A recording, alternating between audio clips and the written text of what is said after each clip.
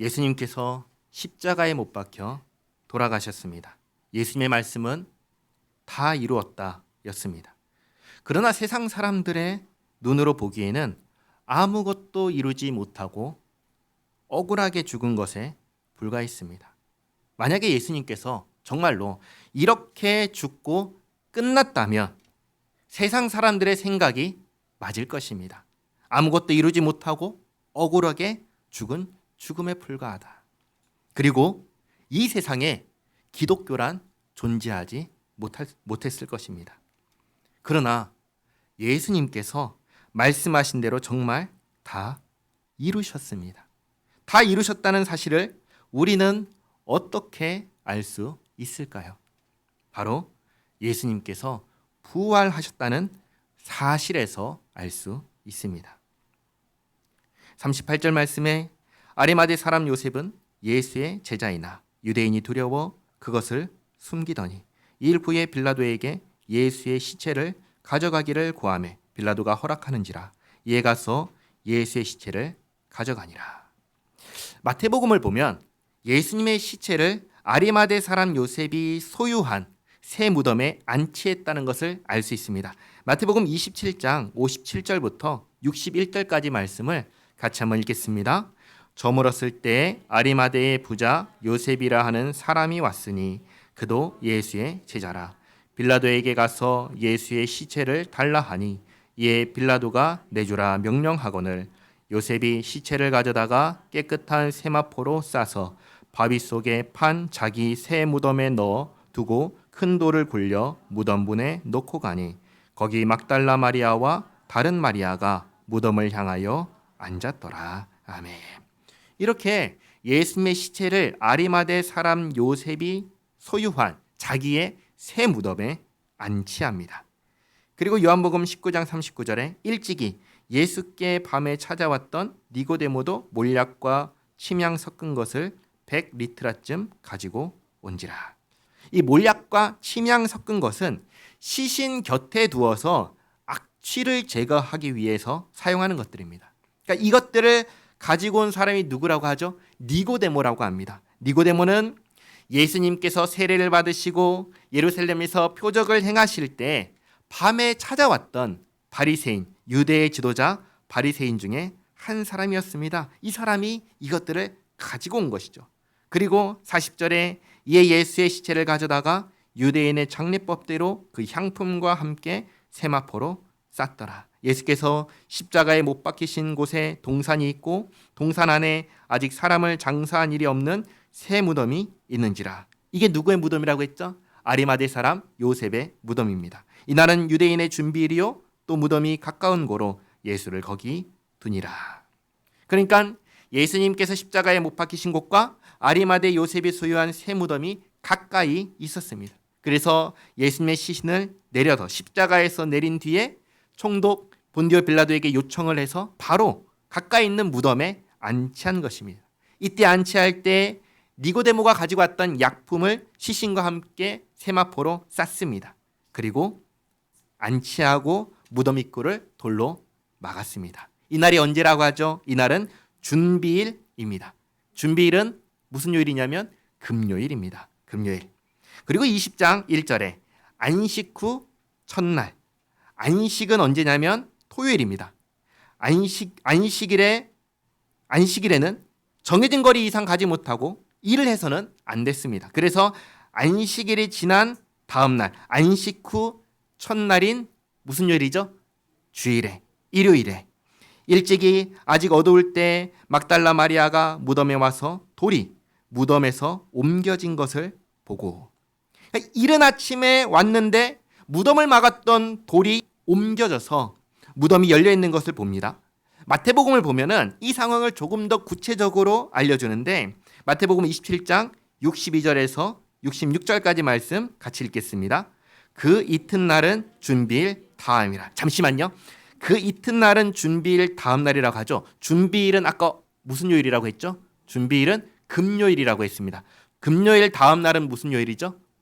토요일이죠. 토요일입니다. 토요일 날에 지금 계속 읽겠습니다. 대제사장들과 바리새인들이 함께 빌라도에게 모여 이르되 주여 저 속이던 자가 살아있을 때에 말하되 내가 사흘 후에 다시 살아나리라 한 것을 우리가 기억하노니 그러므로 명령하여 그 무덤을 사흘까지 굳게 지키게 하소서. 그의 제자들이 와서 시체를 도둑질하여 가고 백성에게 말하되 그가 죽은 자 가운데에서 살아났다 하면 후의 속임이 전보다 더 클까 하나이다 하니 빌라도가 이르되 너희에게 경비병이 있으니 가서 힘대로 굳게 지키라 하거늘 그들이 경비병과 함께 가서 돌을 인봉하고 무덤을 굳게 지키니라. 아멘. 유대 권력자들이 예수님의 말씀을 아주 정확하게 기억하고 있습니다. 예수님께서 자신이 죽을 것을 수차례 말씀하시면서 사흘 후에, 그러니까 3일 뒤에 살아날 것을 말씀하셨습니다. 그러나 이것이 상식적으로 말이 안 되는 일이기에 유대 권력자들은 예수님의 제자들이 예수님의 시체를 가져간 뒤에 예수님께서 부활하셨다고 거짓말을 할 거라고 생각을 했습니다. 그래서 예수님의 시체를 가져가지 못하도록, 훔쳐가지 못하도록 경비병을 둬서 지키게 했습니다. 그리고 그 다음날 안식 후 첫날입니다. 그날에 무슨 일이 일어나냐면 마태복음 28장 1절에서 4절까지 말씀 또 같이 읽겠습니다. 안식일이 다 지나고 안식 후 첫날이 되려는 새벽에 막달라 마리아와 다른 마리아가 무덤을 보려고 갔더니 큰 지진이 나며 주의 천사가 하늘로부터 내려와 돌을 굴려내고 그 위에 앉았는데 그 형상이 번개 같고 그 옷은 눈같이 희거늘 지키던 자들이 그를 무서워하여 떨며 죽은 사람과 같이 되었더라. 아멘. 천사가 하늘에서 내려와서 무덤을 막았던 돌을 굴려냈습니다. 이걸 누가 봤죠? 막달라 마리아와 다른 마리아가 봅니다. 또 누가 봤죠?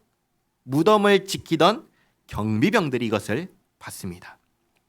자, 그 다음에 무덤에 있어야 되는 예수님의 시체가 있어요, 없어요? 없지요. 없는 것을 보고 막달라 마리아와 다른 마리아가 제자들을 향해서 달려갑니다. 그리고 요한복음 20장 2절에 시몬 베드로와 예수께서 사랑하시던 그 다른 제자에게 달려가서 말하되 사람들이 주님을 무덤에서 가져다가 어디 두었는지 우리가 알지 못하겠다 하니 이렇게 얘기를 하죠. 그러니까 유대 권력자들은 예수님의 제자들이 예수님의 시체를 훔쳐갈 거라고 생각을 했는데 오히려 예수님의 제자들은 이 상황 속에서 사실은 아무것도 하지 못하고 있었습니다. 그러니까 무언가를 할 생각 자체를 못한 것이죠. 그러니까 주변 사람들이 생각하는 것과는 다르게 당사자들의 생각은 너무나 달랐다는 것을 알 수 있습니다. 막달라 마리아가 무덤이 열렸고 주님의 시체가 없다. 사람들이 어디로 가져갔는지 우리는 모르겠다라고 하니까 그 말을 듣고 20장 3절에 베드로와 그 다른 제자가 나가서 무덤으로 갈새 둘이 같이 다름질하더니 그 다른 제자가 베드로보다 더 빨리 달려가서 먼저 무덤에 이르러 구부려 세마포 놓인 것을 보았으나 들어가지는 아니하였더니 다른 제자가 먼저 달려갑니다. 그러나 들어가지는 않고 무덤 입구에서 안쪽을 봅니다. 그런 사이에 6절에 시몬 베드로는 따라와서 무덤에 들어가 보니 세마포가 놓였고 또 머리 썼던 수건은 세마포와 함께 놓이지 않고 딴 곳에 쌌던 대로 놓여 있더라. 그러니까 예수님의 시체를 쌌던 세마포가 이쪽에, 머리에 쌌던 세마포는 딴 곳에 있는데 어떤 모습으로 있냐면 머리에 쌌던 모습 그대로 놓여 있는 것이죠. 그러니까 신기한 것이죠. 8절에 그때야 무덤에 먼저 갔던 그 다른 제자도 들어가 보고 믿더라. 그들은 성경에 그가 죽은 자 가운데서 다시 살아나야 하리라 하신 말씀을 아직 알지 못하더라. 그러니까 이 부활은 유대의 권력자들만 믿지 못한 이야기가 아니라 예수님의 제자들도 믿지 못한 이야기 있습니다. 있을 수가 없는 이야기였기 때문입니다. 이 세상에 실제로 죽었다가 다시 살아난 사람이 있나요? 없지요. 그러니까 예수님께서 그렇게 말씀하셨어도 제자들조차 믿지 못했던 것입니다. 그럼 여기 8절에 보고 믿었더라 라고 하는데 보고 뭘 믿었을까요? 다시 살아나는 것을 믿은 것이 아니라, 그게 아니라 시신이 없다는 말을 믿은 것입니다. 그래서 들어가 보고 정말 없네? 라고 한 것이죠. 20절에 이제 신이 없으니까 20절에 이에 두 제자가 자기들의 집으로 돌아가니라. 마리아는 무덤 밖에 서서 울고 있더니 울면서 구부려 무덤 안을 들여다보니, 그러니까 베드로와 다른 제자는 돌아가고 막달라 마리아는 남아서 울다가 다시 무덤 안을 봅니다. 그랬더니 무덤 안에 누가 있죠? 12절에 흰 옷 입은 두 천사가 예수의 시체 누웠던 곳에 하나는 머리편에 하나는 발편에 앉았더라. 지금 무덤 입구에서 누가 들어가고 나가는 것이 없었어요. 그 앞에 있었는데 아까는 없었던 두 천사가 있습니다. 천사의 모습이 어떻죠? 우리와 똑같은 사람의 모습인데 단지 흰 옷만 입고 있었습니다. 이 천사들이 13절에 천사들이 이르되 여자여 어찌하여 오느냐? 이르되 사람들이 내 주님을 옮겨다가 어디 두었는지 내가 알지 못함이니이다. 이 말을 하고 뒤로 돌이켜 예수께서 서 계신 것을 보았으나 예수이신 줄은 알지 못하더라. 무덤 안에 두 천사가 있었지만 베드로와 다른 제자는 들어가서도 보지 못했던 것처럼 예수님께서 막달라 마리아 뒤에 계셨지만 예수님인 줄 알지 못합니다. 못 알아보는 것이죠. 15절에 예수께서 이르시되 여자여 어찌하여 울며 누구를 찾느냐 하시니 마리아는 그가 동산지기인 줄 알고 이르되 주여 당신이 옮겼거든 어디 두었는지 내게 이르소서 그리하면 내가 가져가리이다. 예수께서 마리아야 하시거늘 마리아가 돌이켜 히브리 말로 라보니 하니 이는 선생님이라는 말이라. 예수께서 마리아야 하고 부르시니까 그제서야 알아챕니다. 그리고 죽었던 예수님께서 살아나셔서 내 눈앞에 있으니까 얼마나 기뻤겠습니까? 예수님을 꽉 붙잡고 놓지 않는 것이죠. 그러자 17절에 예수께서 이르시되 나를 붙들지 말라. 꽉 잡고 있으니까 놓으라고 말씀하시는 것입니다. 그리고 내가 아직 아버지께로 올라가지 아니하였노라. 우리가 사도신경에서 늘 고백하는 문장이 하늘에 오르사 하나님의 보좌 우편에 앉으시고 이 일이 아직 일어나지 않았다. 아직 올라가지 아니하였노라. 그 말씀을 하신 거죠. 그렇게 말씀하시면서 예수님께서 아주 특별한 말씀을 하십니다. 잘 보시기 바랍니다. 17절에 너는 내 형제들에게. 예수님께서 누구를 가리켜서 내 형제라고 하시죠? 제자들을 가리켜서. 예수님께서 제자들을 가리켜서 내 형제라고 하십니다. 그리고 가서 이르되 내가 내 아버지 곧 너희 아버지 내 하나님 곧 너희 하나님께로 올라간다 하라 하시니. 예수님께서 하나님 아버지를 가리켜 누구라고 말씀하시죠? 나와 너희의 아버지, 나와 너희의 하나님이라고 아주 분명하게 말씀하십니다. 그러니까 이제 새로운 관계가 맺어진 것입니다. 하나님과 우리 사이에, 하나님과 예수님과 우리 사이에 새로운 관계가 맺어진 것입니다. 무엇을 통해서지요? 예수님의 죽음과 부활을 통해서입니다. 새로운 관계 속에 들어간 것입니다. 예수님의 말씀을 듣고 18절에 막달라 마리아가 가서 제자들에게 내가 주를 보았다 하고 또 주께서 자기에게 이렇게 말씀하셨다 이르니라. 이렇게 해서 제자들이 예수님께서 살아나셨다라는 말을 듣습니다. 그러나 이들이 아직 눈으로 보고 확인한 것은 아니지요. 그래서 아직은 그냥 듣고 맙니다. 그냥 듣고 그냥 있습니다. 그런데 19절에 이날 곧 안식 후 첫날 저녁에, 그러니까 마리아에게서 예수님을 보았다라는 말을 들은 바로 그날 저녁에 제자들이 유대인들을 두려워하여, 왜 두려워하죠? 예수님을 죽였으니까 그 다음으로 예수님의 가장 최측근인 자기들도 잡아서 어떻게 할까봐 두려운 것이죠. 그래서 모인 곳의 문들을 닫았더니 예수께서 오사 가운데 서서 이르시되 너희에게 평강이 있을지어다. 이 말씀을 하시고 손과 옆구리를 보이시니 제자들이 주를 보고 기뻐하더라. 같은 날에 제자들이 드디어 부활하신 예수님을 눈으로 봅니다.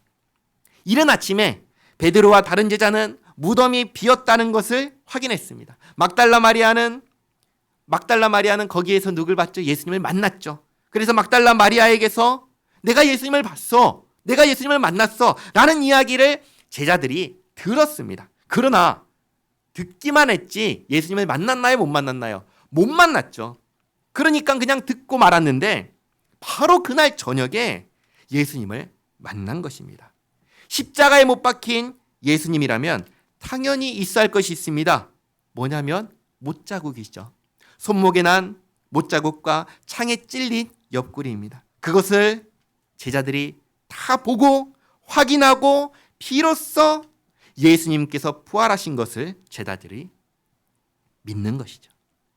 예수님께서 정말로 부활하셨습니다. 다시 사셨습니다. 이게 환상, 착각, 이게 아니라는 것을 확실하게 분명하게 하기 위해서 지금 이렇게 구체적으로 제자들이 다 눈으로 보고 만져서 확인했다고 기록해서 보여주는 것입니다.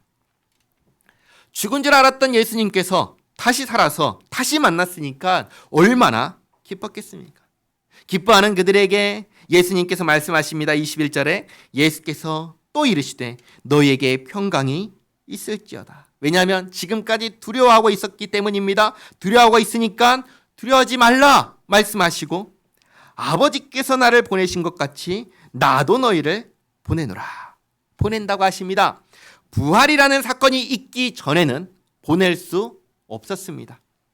부활이 있기 전에는 예수님께서 정말 구원자이신지, 그리고 예수님의 죽음으로 죄와 사망의 권세를 무너뜨리고 그 아래 매여있는 자기 백성이 구원을 받는지 알 수가 없었기 때문입니다. 부활하시기 전에는. 그러나 부활하셨기 때문에 죄와 사망의 권세를 깨부수고 다시 살아나셨기 때문에 이제는 보낼 수가 있는 것이죠.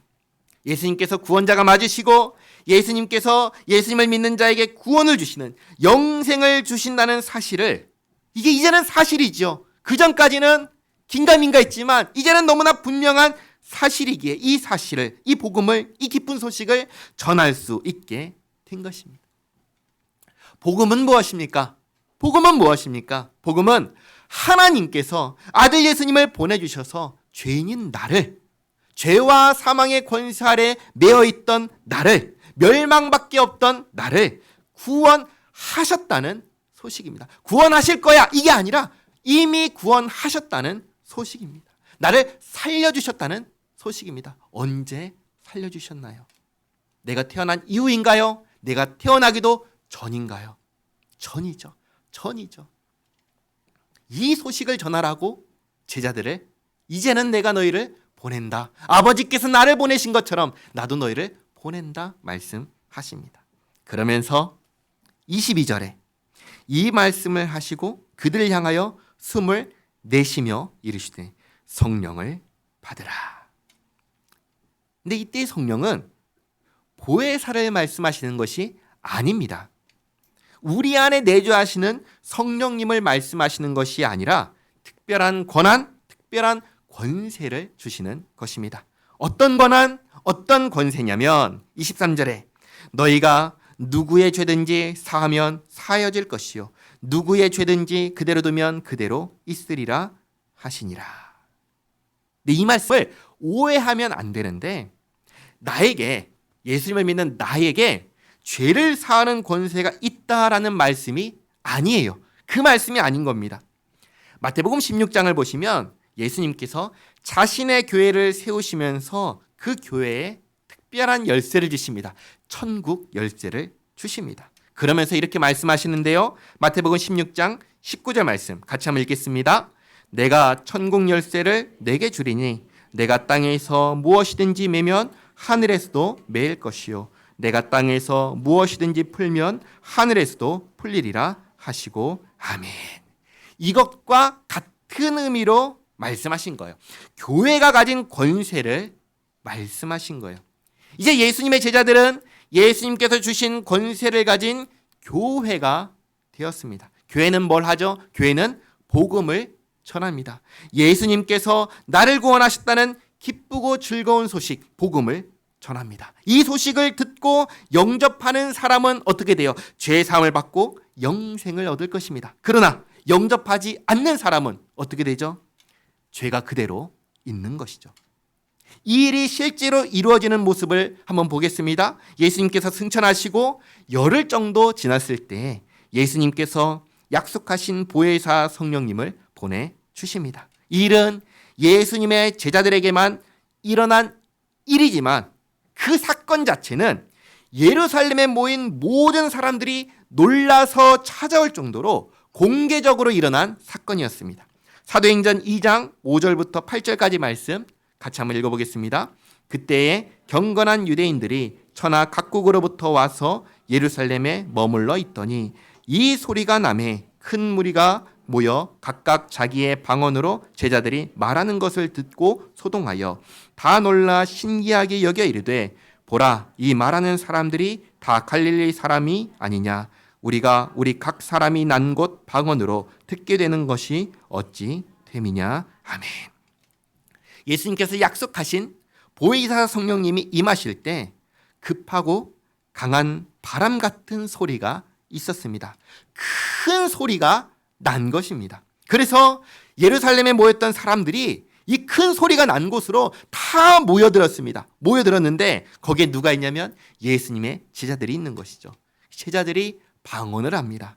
방언은 외국어입니다. 외국어는 알아듣는 말입니다. 그러니까 외국어를 하니까 사람들이 각지에서 온 사람들이 듣고 하는 말이 우리가 태어난 곳의 언어로 말을 하네? 무슨 일이지? 하면서 다 놀라면서 신기하게 여깁니다. 그런데 어떤 사람들은 저 사람들이 지금 술 취해서 저러는 거야 라는 식으로도 말을 하고 있죠. 그러자 베드로가 딱 서서 이 현상이 무슨 일인지 설명해 주는데 첫째로 술 취해서 하는 것이 아니고 둘째로 성경에 약속된 일이 일어난 것인데 너희가 죽인 예수님을 하나님께서 보좌 우편에 앉히셨고 예수님께서 약속하신 보혜사 성령을 아버지께 받아 보낸 것이라 그렇게 설명합니다. 그리고 사도행전 2장 32절부터 36절까지 같이 한번 읽겠습니다. 이 예수를 하나님이 살리신지라 우리가 다 이 일의 증인이로다. 하나님이 오른손으로 예수를 높이심에 그가 약속하신 성령을 아버지께 받아서 너희가 보고 듣는 이것을 부어 주셨느니라. 그런즉 이스라엘 온 집은 확실히 알지니 너희가 십자가에 못 박은 이 예수를 하나님이 주와 그리스도가 되게 하셨느니라 하니라. 아멘. 너희가 죽인 예수를 하나님께서 높이 들려 하나님의 보좌 우편에 앉으시고 이 예수를 하나님이 주와 그리스도가 되게 하셨느니라. 이 말씀을 듣고 모인 사람들의 마음이 찔려서 우리가 범죄하였습니다.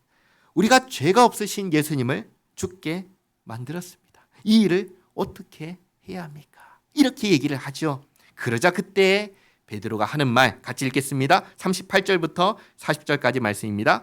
베드로가 이르되 너희가 회개하여 각각 예수 그리스도의 이름으로 세례를 받고 죄 사함을 받으라. 그리하면 성령의 선물을 받으리니 이 약속은 너희와 너희 자녀와 모든 먼데 사람 곧 주 우리 하나님이 얼마든지 부르시는 자들에게 하신 것이라 하고 또 여러 말로 확증하며 권하여 이르되 너희가 이 패역한 세대에서 구원을 받으라 하니. 아멘. 베드로가 뭐라고 하죠? 회개하고 예수의 이름으로 세례를 받고 뭘 받으라고 하죠? 죄 사함을 받으라. 그렇죠?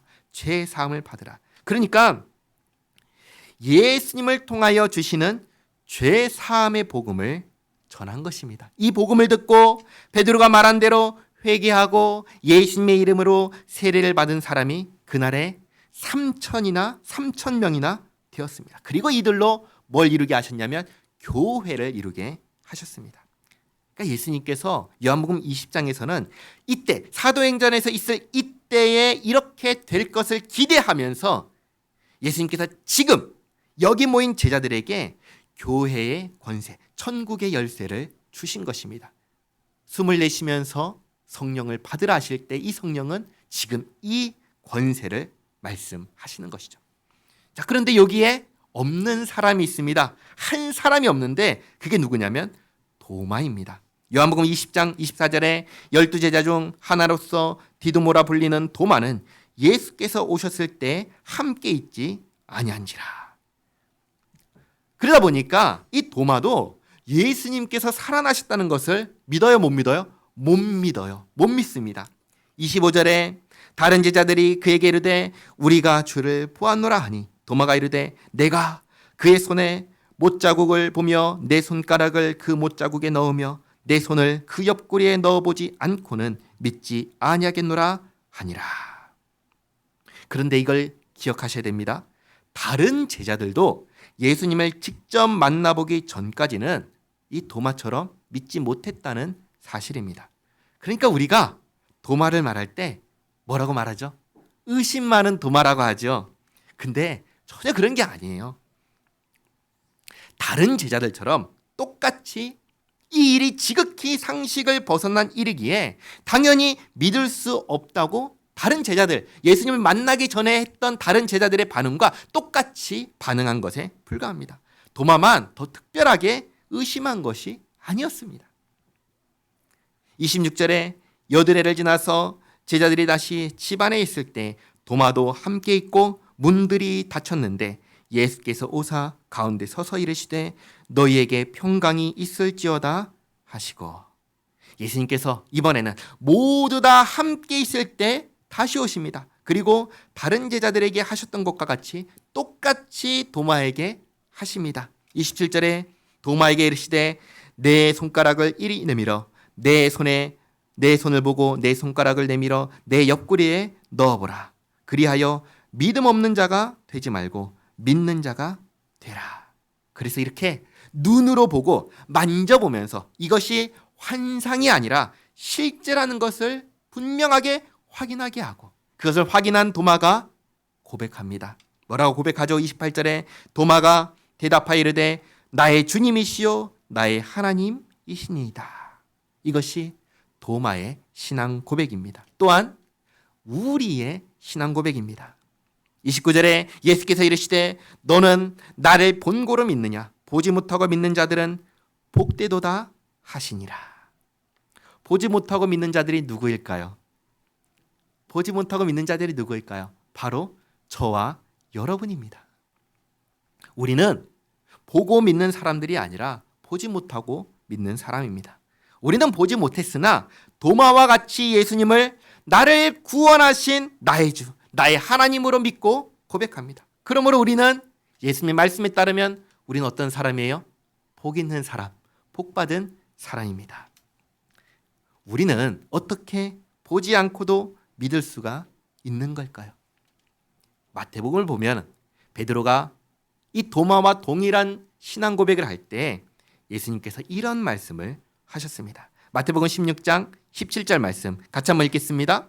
예수께서 대답하여 이르시되 바요나 시몬아 내가 복이 있도다. 이를 내게 알게 하니는 혈육이 아니요 하늘에 계신 내 아버지시니라. 아멘.